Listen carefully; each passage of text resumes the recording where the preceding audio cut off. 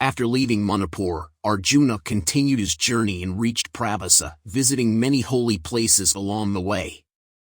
At Pravasa, Sri Krishna met with Arjuna, and they both went to Dvaraka. Krishna advised Arjuna to stay at Mount Rivataka in disguise to avoid a tricky situation.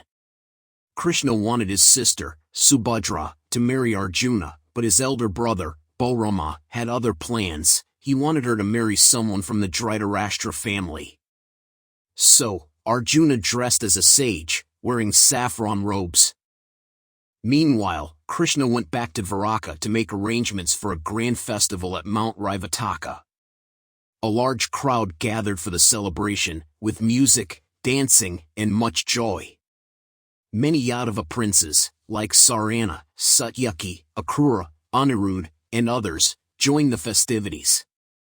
Krishna, along with his wife Rukmini and other consorts, also took part in the celebration. Subhadra, beautifully dressed for the festival, secretly prayed that she could marry the hero Arjuna. When Arjuna, disguised as a sage, saw Subhadra, he immediately fell in love with her. Krishna, watching from afar, approached Arjuna and jokingly asked, "Is it right for a holy sage to admire young maidens?" Balarama and the other Yadava princes came to pay their respects to the supposed sage and listen to him talk about his travels and the holy places in India. They were all impressed by his knowledge. Balarama was especially moved by the sage's words and expressed his desire to go on a pilgrimage. He even invited Arjuna to stay in Dvaraka for the rainy season, which Arjuna accepted. Subhadra was given the responsibility of attending to the sage's needs, which presented Arjuna with the perfect opportunity. One day, he gently held her hand and predicted, in his sage-like manner, that she would marry Arjuna, the Pandava prince. Subhadra confided that she wanted to marry him and asked many questions, showing her admiration for Arjuna. Finally, Arjuna revealed his true identity to Subhadra. He told her they must leave Dvaraka secretly, as Balarama would oppose their marriage. Encouraged by her sister-in-law Rukmini, Subhadra agreed. Together, they escaped in Arjuna's chariot when Balarama was away. The Yadava princes gave chase, but Arjuna fought them off.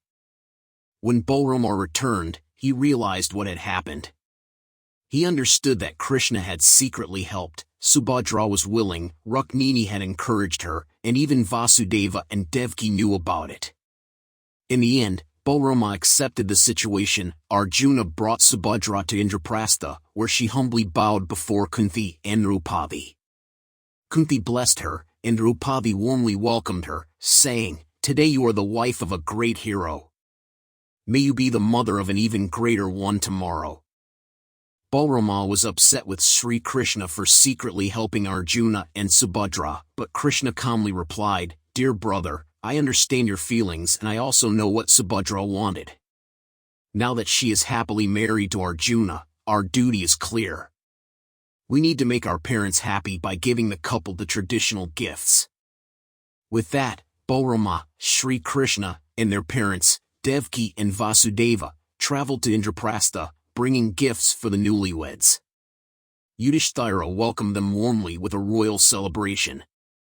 The reconciliation between Balarama and Arjuna was smooth and complete. Balarama blessed his sister, Subhadra, and Arjuna, personally handing over the gifts. Yudhishthira was delighted, as this marriage strengthened the bond of friendship between the Pandavas and the Yadavas. Sri Krishna and Arjuna, already close friends, were now even more connected as brothers-in-law, admired by millions. They were seen as earthly forms of the divine beings Nara and Narayana, bound not just by spiritual ties but also by the bonds of family.